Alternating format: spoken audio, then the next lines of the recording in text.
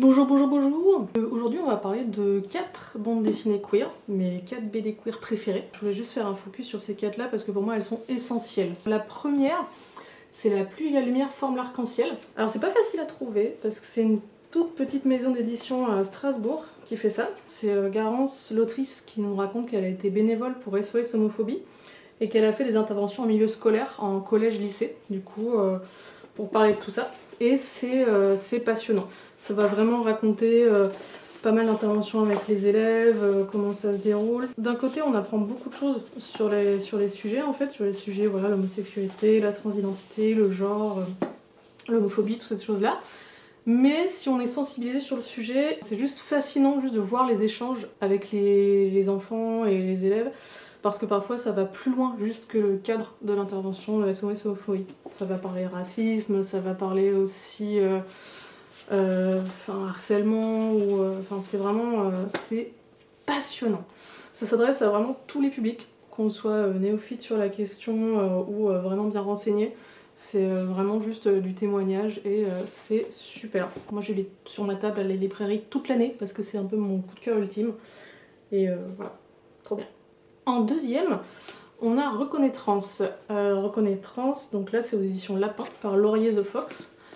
Reconnaissance, là ça va pareil, ça va être du témoignage, mais c'est plein de petites histoires, donc c'est plein d'anecdotes, d'histoires vraies, de personnes trans ou non binaires, qui racontent un peu voilà, un truc qui leur arrivait dans leur quotidien. Alors souvent ça parle de trucs pas cool, hein, ça va être des moments de discrimination ou voilà, où ils ont subi des agressions, ou des trucs qui parfois pour nous, personnes cisgenres, nous paraissent vraiment genre pas graves, en mode bon bah quoi, tiens, pourquoi ça l'énerve. Et donc en lisant ça, on est vraiment en empathie avec les personnes concernées et on se rend compte pourquoi c'est grave, pourquoi ça peut les énerver et pourquoi c'est important vraiment de s'éduquer sur ces questions-là. La troisième, c'est S'il suffisait qu'on s'aime. Donc là, c'est chez Stenkiss. Les autrices de la BD racontent leur parcours PMA. Elles ont voulu voilà, faire un enfant ensemble.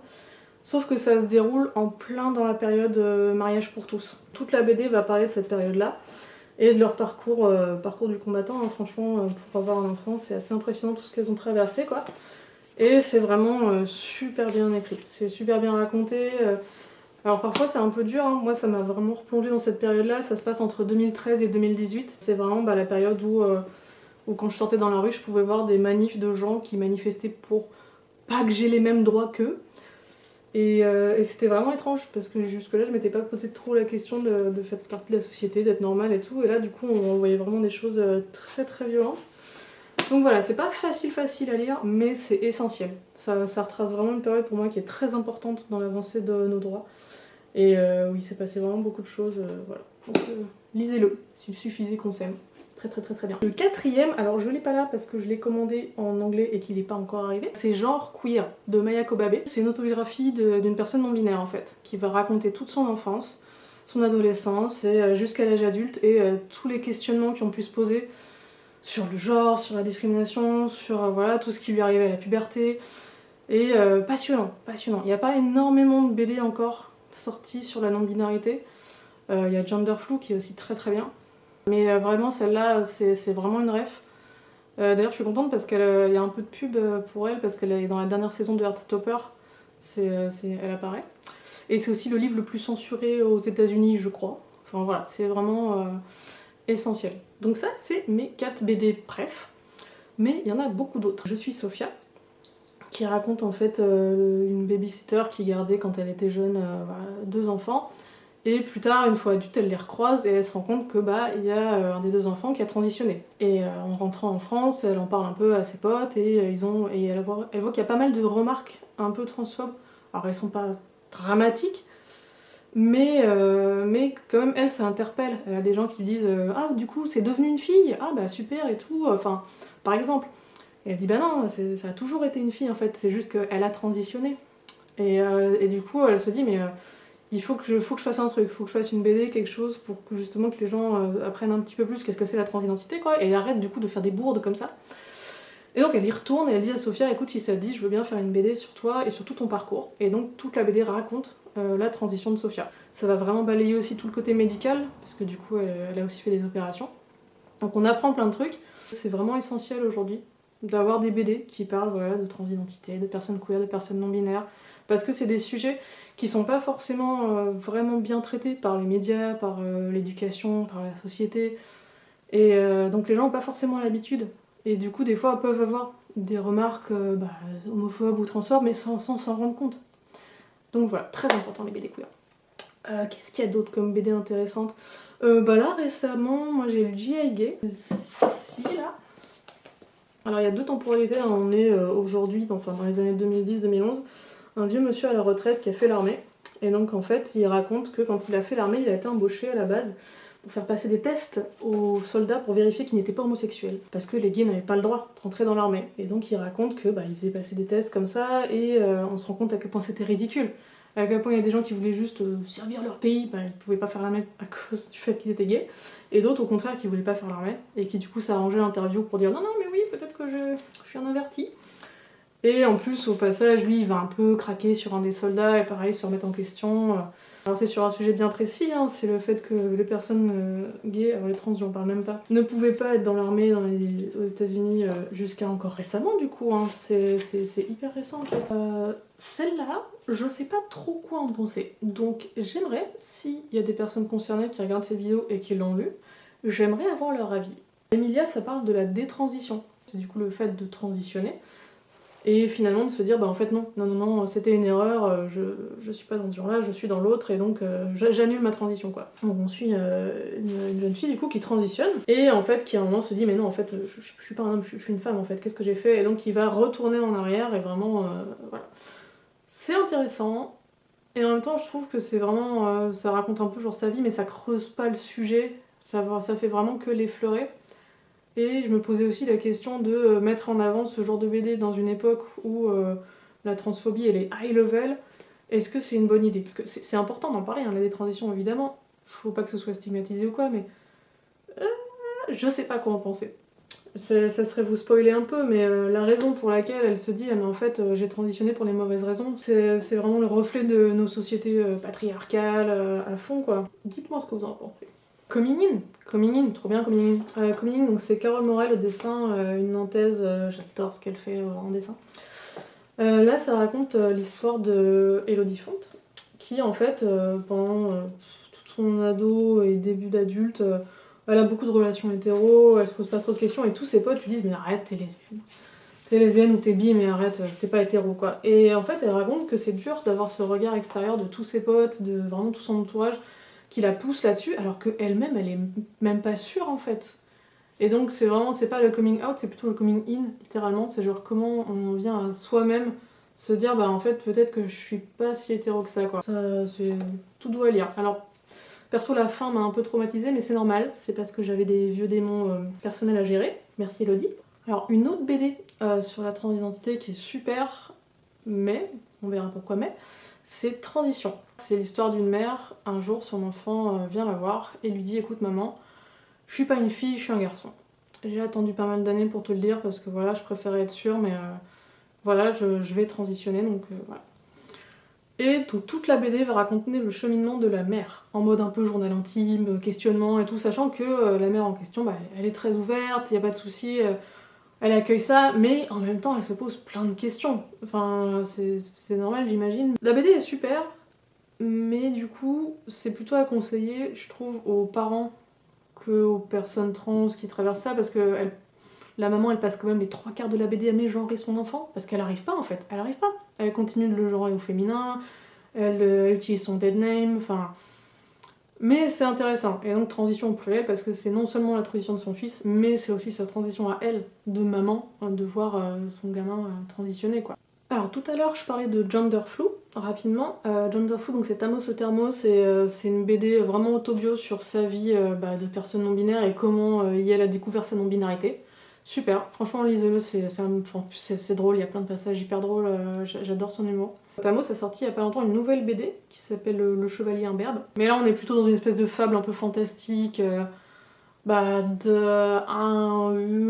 chevalier non-binaire du coup. Et il va lui arriver tout un tas de trucs, et vraiment le fil rouge de la BD, c'est à chaque fois les gens ils essayent de genrer, comme du coup c'est Isabelle, c'est Isabeau, c'est une fille, c'est un garçon, et genre c'est un peu le mystère de toute la BD.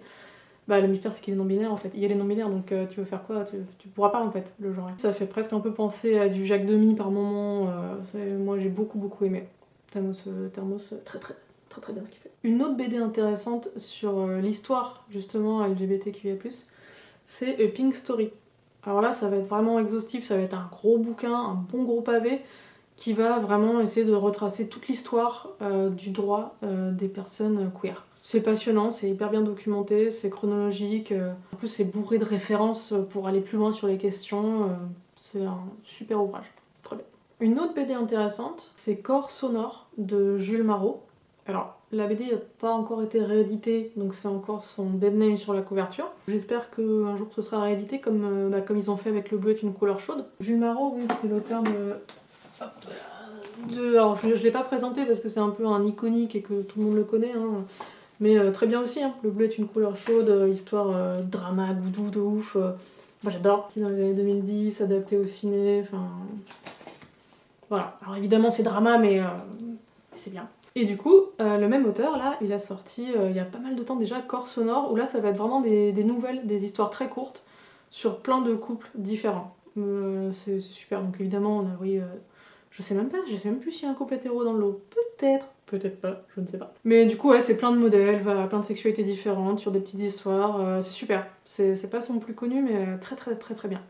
Une autre BD que j'ai adorée, mais qui est pas spécialement documentaire ou engagé ou quoi, c'est plutôt genre c'est plutôt très drôle et ça fait aussi du bien d'avoir de l'humour un peu queer ou juste c'est une BD drôle. Mais avec des persos queer, c'est Chronique décalée d'une famille ordinaire et vice versa. C'est un couple de femmes qui racontent un peu leur quotidien avec 3 enfants, 3 garçons. Alors, attention, ça donne pas trop envie de faire des enfants, hein. Clairement, moi en lisant ça, j'étais de plus en plus contente d'avoir des chats plutôt que des humains. Mais c'est génial, c'est à mourir de rire. Alors, c'est autant des blagues sur le fait que c'est galère d'élever des gosses que c'est galère d'élever des gosses en famille homoparentale parce qu'on se prend pas mal de réflexions à longueur de journée, que ce soit par les passants ou par sa propre famille. Une autre BD hyper importante en BD queer, c'est Le secret de la force surhumaine de Alison Bechdel. C'est une autrice américaine et c'est notamment elle qui est à l'origine du test de Bechdel. Donc si vous connaissez pas le test de Bechdel, rapidement, c'est en fait, pour montrer que dans les films, les personnages féminins sont pas hyper bien intéressants et construits. Enfin, ça commence à arriver maintenant, mais c'était pas le cas pendant de longues années. Et le test est hyper simple. Il faut qu'il y ait 2 personnages féminins, qu'elles soient nommées, et qu'elles parlent toutes les deux, à un moment, d'autre chose que d'un mec. Voilà. Et bah franchement, il y a plein de films qui le passent pas. Mais genre, plein. Donc faites le test quand vous regardez un film, c'est assez marrant. Et du coup, cette dame-là, donc à la base, elle faisait surtout des BD. Alors c'est des BD un peu sur sa vie, sur sa vie de famille, qui était pas toujours hyper facile. Et la dernière qu'elle a fait, Le secret de la force surhumaine, ça c'est son autobio, de 0 à son âge actuel. C'est super. Donc, alors elle est lesbienne, Alison Bechdel, donc ça va vraiment balayer tout son vécu à elle en tant que femme queer dans les années 60, 70, jusqu'à aujourd'hui. Ça va parler des bouquins qu'elle a écrits, des sujets qui la touchent, de son quotidien. Enfin, lisez-le, c'est absolument génial. Une autre BD que j'aime beaucoup, c'est le Spinning de Tilly Walden. Alors c'est un petit pavé, mais ça se lit bien et c'est tout doux. Tilly Walden, donc, qui est aussi l'autrice de Dans un rayon de soleil, un petit peu plus connue aussi. La Spinning, c'est son autobio de quand elle était ado. Donc elle faisait du patin à glace. On apprend beaucoup de choses sur le patin à glace. Si vous êtes fan de Yuri on Ice, n'hésitez pas à lire Spinning. Et inversement.